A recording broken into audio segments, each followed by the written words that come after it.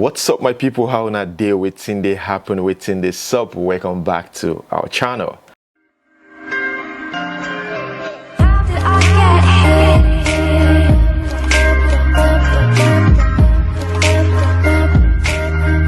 Okay guys, I stumbled on this recently and I'm gonna read it out. CNN posted this recently. They said hackers just stole $600 million in what may be the biggest cryptocurrency theft in history. And for a second, I was like, how is this even possible? I didn't believe it. So I had to do my research. Now, guys, turns out to be true. It's actually true. More than $600 million stolen in Ethereum and other cryptocurrencies, marking one of crypto's biggest hacks ever. Now, that is not the shocking part. The $600 million, worth of cryptocurrencies, yeah, I'm sure, is not the issue here. Do you know the issue? Or what's funny about this whole thing is that the hacker, she or he, we don't know. The hacker claimed to have hacked the Poly network for fun. Hacked it for fun. The cryptocurrency, the $600 million, over $600 million, right? For fun. And they are recovering it. It's a gradual process. And again, to make matters worse, he or she undertook the attack as a challenge. So it's more like, yes, let me challenge these people. Let me see if their firewall is strong enough or their security is strong enough online. Or let me test my how good I am in this hacking thing. Let me use these people as an example. So you just only use them as an example. $600 million. Don't forget that.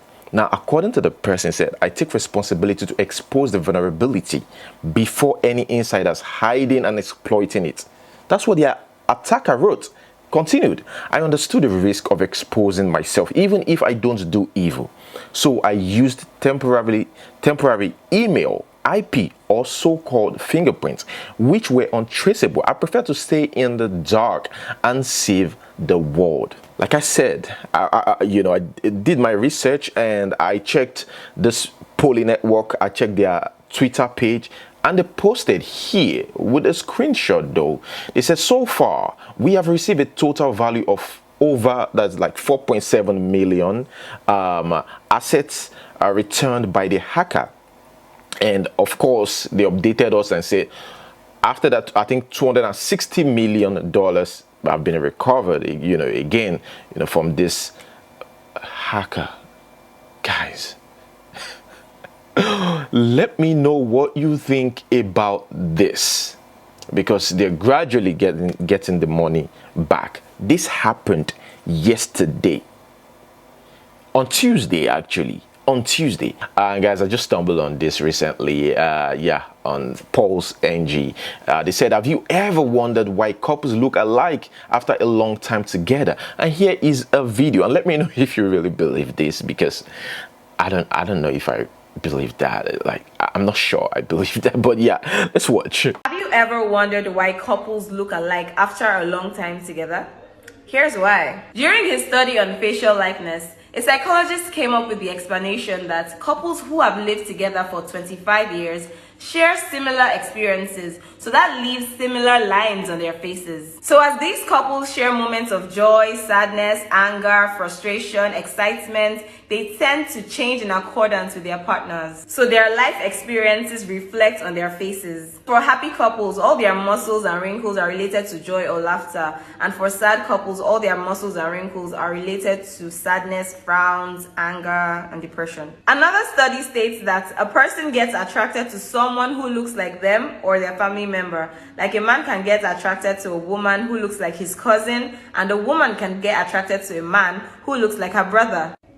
Okay guys, we've got here Mumu of the week. Let me know what you think about this video. Let's watch. Oh yeah. Oh my God! Okay guys, that is it. Bye-bye Joshua rape case here. The rape case has been adjourned till September 27th. What can we do than to just wait for the final verdict? Be patient. That's the court of law in Nigeria. Okay guys, moving on to the next news. Here we have Seun Kuti talking about how the mom usually hide only to smoke with him. Do you understand what I'm trying to say? The mom would hide in his room, right, to smoke weed with him whenever her own mom is around. That's Fela's son, by the way. Let's watch. And the funniest times are when her own mom comes from Ikoti to stay with us, and my mom's mom doesn't know my mom smokes, so my mom has to run to my room to hide and smoke weed with me from her mom. Wow. So we're both so we're both smoking in my room, hiding from my mom, you know. So I'm saying to her, you know, like I'm saying, like, you know, go and deal with your mom, you know. My mom knows I smoke. Like, go and deal with your problem. Hey guys, yesterday made it a month since Sound Sultan left us, and Baba D, the elder brother, said something about those fake friends who just put Sound Sultan's picture and say, oh, we're gonna come through, we're gonna do this, we're gonna do that, but did nothing. Baba D, for the first time, you know, expressed his displeasure in those fake comments and you know, fake condolences on social media. I said fake friends, not a call to his wife. Didn't bother to attend his memorial event on a sit at home Saturday, posting picture and video on social media. Your deaths shall also be used to generate social media content. So sad. Moving on, here we've got Annie Dibia and our friend called her out. They're no more friends, right, as I speak, right, because this lady just called Annie Dibia out, Two-Face's wife. She says here, women supporting women my ass. Annie Dibia, you are a snake, a very evil one. This bee has pushed me to limit. Now, what did she do? No, she was silent about it. She continued here. It's safe to say Nollywood is a good place for any criminal to retire and invest. What did Annie Dibia do? Silence. What happened? Silence. Please, if you are not ready to give us full gist, don't disturb our brain. Don't disturb our brain with your half-done gist. Please, we need full information on the issue, the fight. You know, we are amebos. Moving on to the next one. Here we've got Lai Mohammed. Lai Mohammed said that the engagement with the team, that's the Twitter team, has been productive, and he said that, you know, they have agreed, that Twitter have agreed to open an office in Nigeria, and not in the nearest future, like you know, the Twitter ban should be lifted real soon. That was what Lai Mohammed said. Well, whether lifted or not, people are still accessing, using Twitter, you know, with the help of VPN. They're still accessing Twitter, doing what they want to do. Nigerians, BB Nigeria still trending. Whatever's trending in Nigeria still trending on Twitter, Nigeria. You know, no much difference though. Guys, moving on to the next news. Here is a talented 15-year-old Nigerian innovator. His name is Ikechukwu. Brilliant. Started this whole thing when he was 11 years old. I start to do construction like this when I did 11 years. I don't do keke, helicopter, plane, tipper, caterpillar, Mercedes, Lexus, and Lambo 221. My name is Ikechukwu Divine Olamife. I be 15 years old. For all the things when I do so, I dey use aluminium, don't look, super glue, copper wire, and motor. The motor where I dey use, na from condemn DVD where I from get am. The tire wey dey my cars dem, only me construct am. I use Dolo to construct the tire. Lambo 221 take me 1 month and 2 weeks. Excavator take me 1 month and 2 days. And Pipa take me 2 weeks and 1 days. For all the construction wey I dey do, this Lambo 221 hard pass. Why the door open, the seat come out, the seat go inside, the door close. This Lambo 221 get pad. I do pad because I no fit comot why I put the party. You go hard for me, so the why I can't do pad to make am use tomato plate. For this Lambo 221, I do the door 5 times before I start to the work. When I come finish this Lambo 221, I feel fine. I dey appreciate myself. Say I don't try. I can do the one somebody go enter am. If I see machine, I go use the engine. I can do am better. I no get material to do that one. My dream na to come automobile engineering. I like anything with machine, anything motor. They make me want go school, go learn how to do better than that one I did do. My next project now, I want to do tanker. You go get smoke, you go get wireless. I go use aluminum zinc for everything.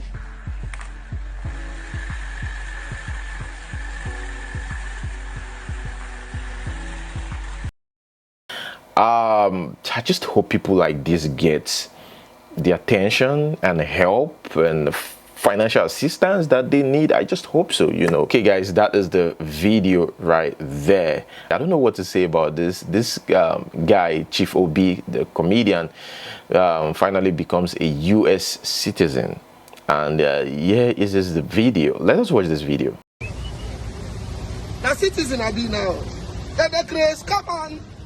Oh, China, hello, hey. You know easy. Hey, see, let me tell you, I'm done with Nigerians, man. She.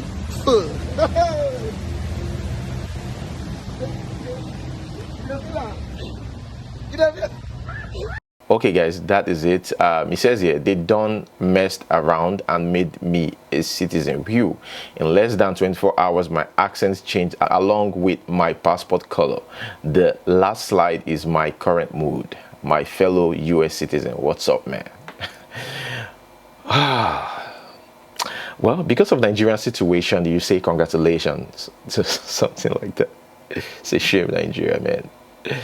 Okay guys, moving on to the next news. Here we have Bobrisky. Now guys, I saw Bobrisky flaunting cash, you know, naira, 500,000 naira, and that's really not the reason why I'm making this video. Seriously, I'm making this video about Bobrisky because let's face it, you know, I've seen many people, as a blogger, I've seen many people come, trend and go.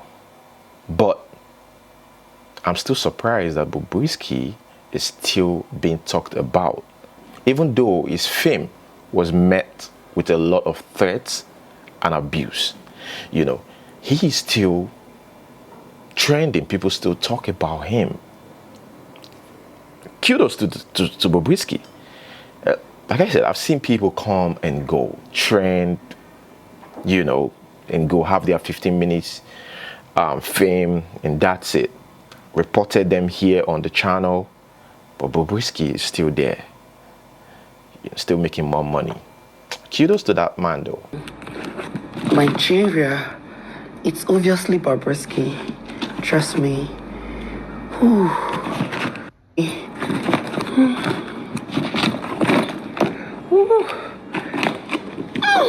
I can't even carry the bag. Moving on to the next one. Here we've got the actor talking about those people, especially the Igbos. Yeah, the Igbo men who build mansion in the village and just leave it there. Comes once in a year to either celebrate Christmas or something, just for a special event, and that's it. You know, he is here saying, look, that doesn't make sense. You could just build like 3-bedroom flat or 4-bedroom flat and whatever you want, that mansion, just build it where you have your business, the way you use, every day, your current location. Make more sense than building it in the village where you only go there to celebrate Christmas or some type of special event. Let us read this. Doesn't necessarily mean you should build a multi-million naira mansion you only visit once a year in your hometown or village. You build a gigantic edifice in your village and then lock it up until another Christmas. The most painful part is the few times you visit your village home, you always end up spending millions on maintenance. There's a high percentage of mostly Igbo men who haven't built houses in towns where they run their legitimate businesses, but use earnings from the said business to service their palatial residences in the village that may end up being insignificant when push comes to shove. I am not saying don't build houses in your hometown or villages. No, that's far from it. Build a moderate home of 4 to 6 bedroom bungalow or duplex where you and your family can always run into when you visit your hometown. If you aren't looking to run for politics in the nearest future as a wealthy man, you have no business building a multi-million naira mansion in your hometown, period. Guys, do you agree with this? Some people disagree with that. Some people, I read some comment, they actually disagree with that. Guys, could this be true love? Zimbabwean motivational speaker born without limbs shows off her man on Instagram. What do you think about this? Could this be true love, or maybe there's something else, an intention or something? And guys, enough of that. Let's talk about politics here. I want to put politics in the middle today. Let us talk about politics and we'll continue, from the other end. All right? But now, politics in the middle. Remember yesterday I said that there was a new poll that indicates VP Osibaju, that's the Vice President Osibaju, could be the best candidate to succeed President Buhari come 2023. Now, I thought it was a joke. Seriously, I thought it was a joke. I think people are stylishly campaigning for this man now.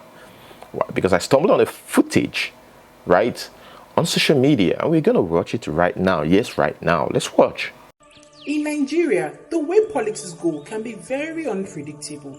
For instance, in 1998, General Olusegun Obasanjo was brought out of jail to become president. Then he handed over to Katsina State Governor Musa Yar'Adua, who was ailing and was soon succeeded by his baby, Goodluck Jonathan. Jonathan's emergence as VP had been no less dramatic, as his nomination simply shattered the hopes of those who had earlier seemed more formidable. Then, in 2015, the tables changed again as General Muhammadu Buhari, who had served the office 3 times earlier, became the beautiful bride. Ahead of the presidential poll, and then went on to clinch the position as president and commander-in-chief of the armed forces. So, does all of this indicate a pattern to be featured in 2023, or is there going to be a new approach? No one can bet on anything yet. Except the pundits and experts are beginning to postulate. If you get a good leadership that links with the people, that tries to talk with the people, not talking on top of the people, then we would be okay. I have started visualizing a good Nigerian leader. Who is that? A person who travels in this country and has a friend virtually everywhere he travels. He knows at least one person that he can communicate with. A person who is very vast in economy because of the development. And then a good politician who should be able to talk to the Nigerians and so on. I have seen 1 or 2 or 3 already. Young, middle-aged, elderly? 60s. Yeah. You think that person should emerge in 2023? I believe so, if we could get him.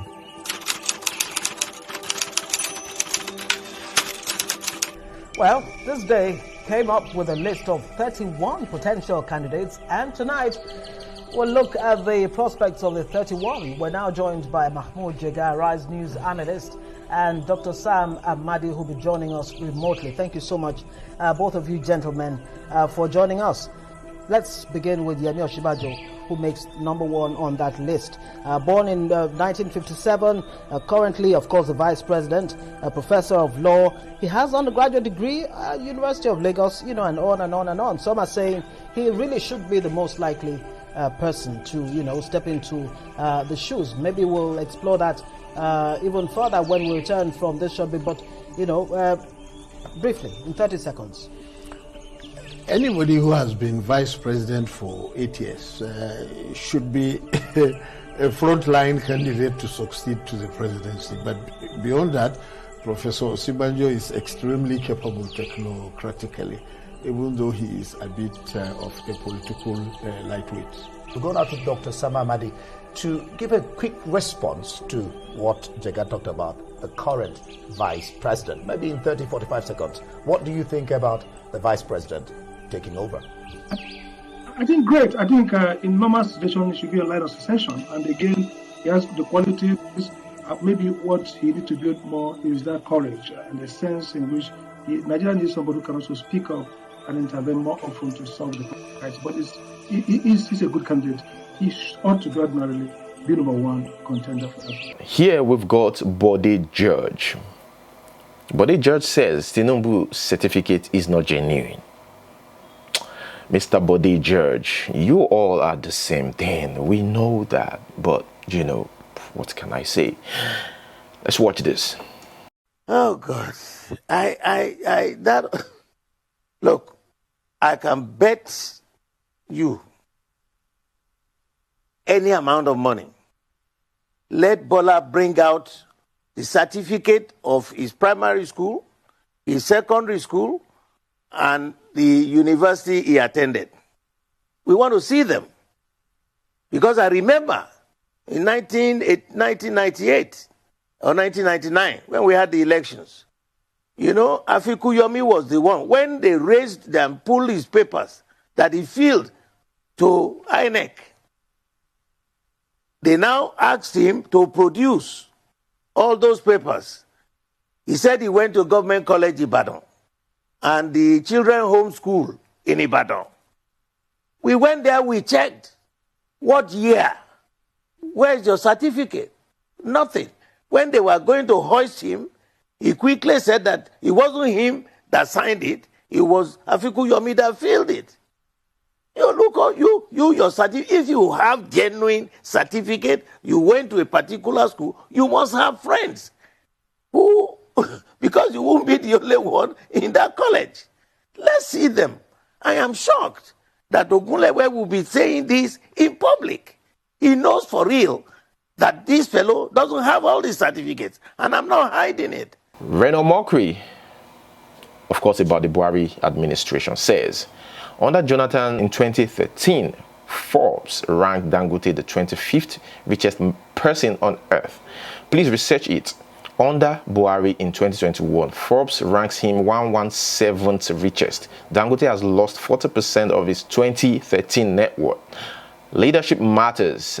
You can't place a crown on a clown and expect a king. So much of that. Let's go back. Bad news here. We've got a lady. She's dead now, though. She was with this guy, DJ Scoots. That's DJ Scoots. Was a boyfriend or a partner. She lived in Canada for years. And she came back, to be with this guy in Nigeria from Canada, right? She's got 5 kids before this guy. She's got 5 kids, but she's got one kid for this man and expecting another. She was 6 months pregnant before she died. And they said this particular guy, the family suspect that this particular guy actually just was with her only for the money, right? Took advantage of her, stole a lot of money from her and ran away. But while she was sick, 6 months pregnant, this guy refused to allow the family to meet with her or to see her. She abandoned some of her projects, according to the family. They said she abandoned some of her projects and took up this guy's own, built him a house, and also bought him a car. So after she died, this guy ran away. So they couldn't find the guy as we speak. Yeah, he's still at large, but we don't know if this guy, they said he killed her, but the report itself, everything didn't say this guy killed her. They said they believe that it has to do with like black power or something, you know. That's what they said, because when they searched the house, they found some things there, you know, some traditional stuff in the house. But yeah, you know, it's just so sad. And also, apart from that, I stumbled on a report. This one happened in Ghana. This 24-year-old man killed his 35-year-old girlfriend after seeing sex video of her and another man. And he found that video on this lady's phone, a sex video on the lady's phone, and he killed the lady. Sad situation. You know, I saw it came with mixed reactions. Even in Nigeria, you know, some people said that, come on, if you know you can't be faithful in a relationship, why be in that relationship? You're with another man and you have, you know, a sex video of you and another man in your phone. Like, it doesn't make sense. But guys, let me know what you think about that in the comment section below. But still, I don't think that, you know, killing the person is the right thing to do. Armed robbers kills POS operator in Delta State and carts away 2 million naira. You know, they approached him, or he was attacked, and during the process, he refused to release the money. And of course, they released the bullet on him. Yeah, they killed him by shooting him. And so sad. It's even risky, this POS job. You know, I've seen people, you know, do these things, and seriously, it's risky, really risky. You know, because you're dealing with cash. They know, everybody knows that you're definitely with money. You're like with cash. It's quite risky, but people have to survive because they make some money from it. Okay guys, that is where I'm going to hold it. Let's quickly move straight to the question of the day. Today's question: can you solve this? 6 divided by 2 in bracket 1 plus 2 is equals to what? What is the answer? Leave your answers in the comment section below. Thank you so much guys for watching. Don't forget to like this video, subscribe, until we see you next time. Peace.